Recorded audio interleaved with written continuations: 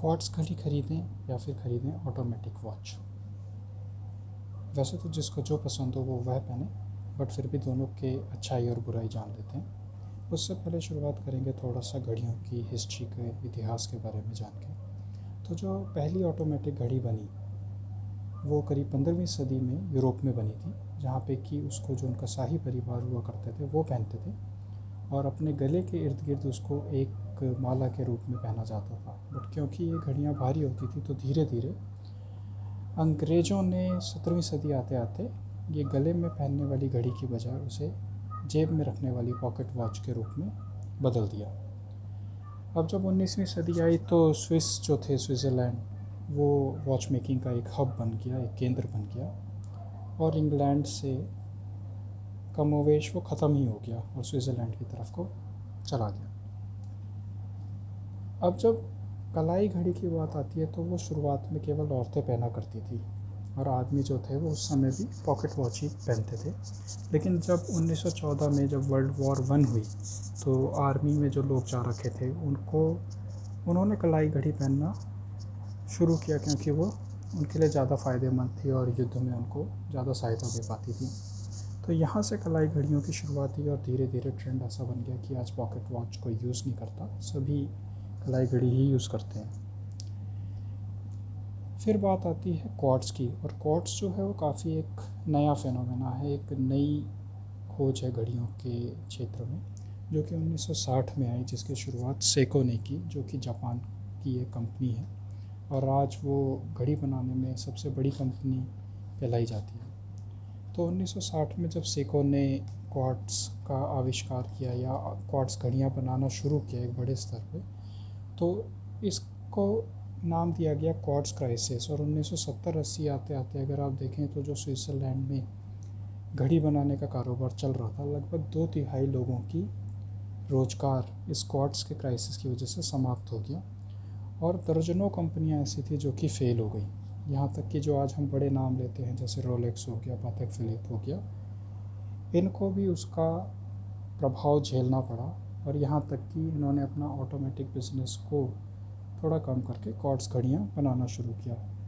But धीरे धीरे 1980-1990 आते आते इन्हें ये महसूस हुआ कि इनकी जो यूएसपी कहते हैं, जैसे यूनिक सेलिंग पॉइंट, या फिर जो इनका प्रबल क्षेत्र है इनके कारोबार का, वो ऑटोमेटिक वॉचेस ही है। और इन्होंने अपना ध्यान थोड़ा सा सस्ती घड़ियों को बदल के, हालांकि ये सस्ती तब भी नहीं थी, बट फिर भी आज के पैमाने पर देखें तो एकदम ही लग्जरी सेगमेंट में ये मूव कर गए। तो ये तो रही हिस्ट्री की किस तरीके से पहले ऑटोमेटिक घड़ियाँ आई और फिर क्वार्ट्स ने एक खनन डाल दिया और ऑटोमेटिक घड़ियों को काफ़ी ठेस पहुंचाई, लेकिन फिर से वापस ऑटोमेटिक घड़ियाँ जो थी वो अपना प्रभाव वापस से हासिल कर पाई। तो अब देख लेते हैं कि क्वार्ट्स घड़ियों का फ़ायदा क्या है और क्वार्ट्स होती क्या है। तो क्वार्ट्स घड़ी के अंदर एक क्वार्ट्स क्रिस्टल होता है जो कि 1 सेकंड में 33 बार वाइब्रेट करता है। इसको कैसे पहचान सकते हैं कि इसमें इलेक्ट्रिक सर्किटरी लगी होती है, और आप जिसमें सेल लगाते हैं वो घड़ियाँ क्वार्ट्स की होती हैं, और जो क्वार्ट्स की घड़ियाँ होती हैं वो आमतौर पे 1 सेकंड में एक बार टिक करती है। तो अगर आपको कोई घड़ी टिक करती हुई नज़र आए तो 99% समय में वो क्वार्ट्स की घड़ी ही होगी। फ़ायदे इसके ये रहते हैं कि ये बहुत ही एक्यूरेट होती है, लगभग 1 सेकंड 2 सेकंड ऊपर नीचे एक महीने में, इससे ज़्यादा बहुत कम ही आपको मिलेगा। इसको चाबी घुमाने की ज़रूरत नहीं है, जो कि ऑटोमेटिक या मैकेनिकल वॉचेस में आपको रोज़ाना चाबी घुमानी पड़ती है, और ये सस्ती भी बहुत होती हैं। तो आप अमेज़ॉन पे जाइए, आपको 100 रुपये में भी मिल जाएंगी, या ईबे पे आप जाइए, आपको 100 रुपये की क्वार्ट्स घड़ी मिल जाएगी। या फिर अगर आप जैसे टाइटन या कैसियो जैसे ब्रांड भी देखना चाहते हैं तो टाइटन में भी 1000 रुपये की, या कैसियो में 2-4 हज़ार रुपये की आपको घड़ी मिल जाएगी।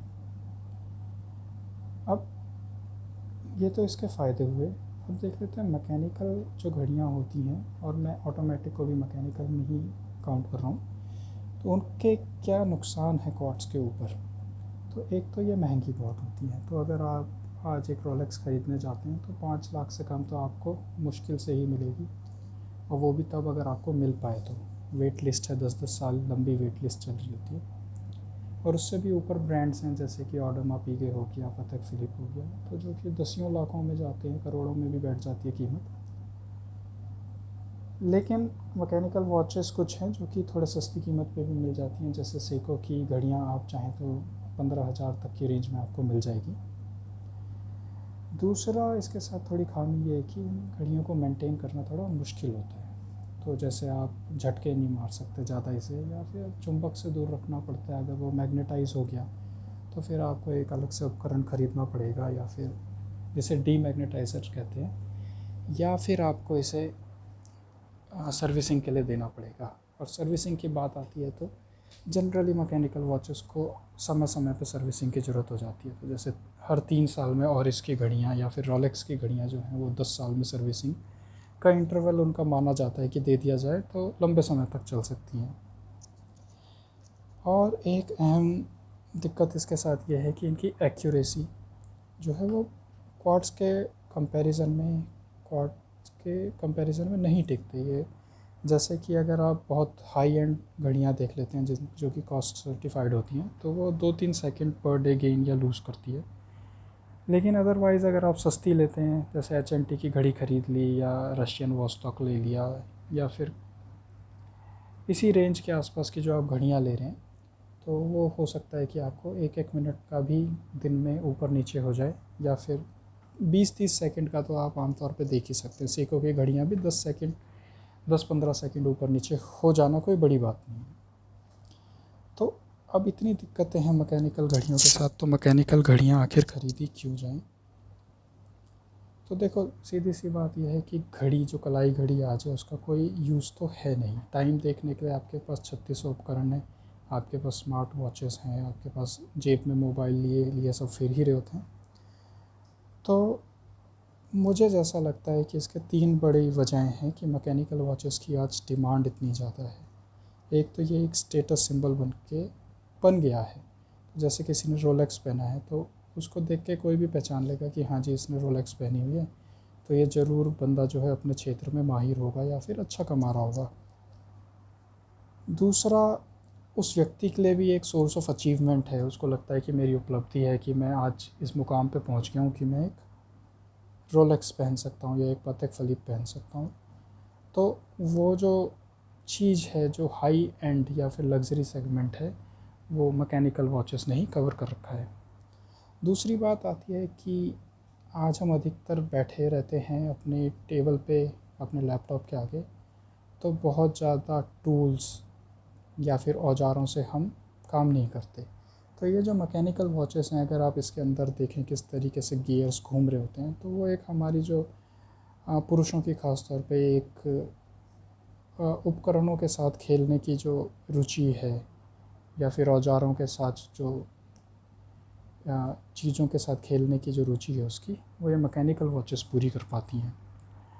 और तीसरा जो है, जो हम कहते हैं एक प्योरिस्ट ट्रेंड है, कि जो हिस्ट्री चली आ रही है, जो ट्रेडिशन चला आ रहा है, वो मैकेनिकल वॉचेस के साथ ही है। क्वार्ट्ज वॉचेस तो अभी जुम्मा से आए हुए 40-50 साल ही हुए हैं, लेकिन ऑटोमेटिक वॉचेस जो हैं वो हमारी कितने 300-400-500 सालों से यहाँ पे हैं।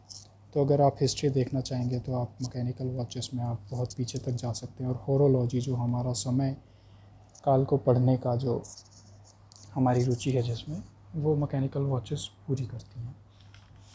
तो सवाल ये उठता है कि ये सब अच्छाई भी हैं और बुराई भी हैं, तो कौन सी ख़रीदी जाए?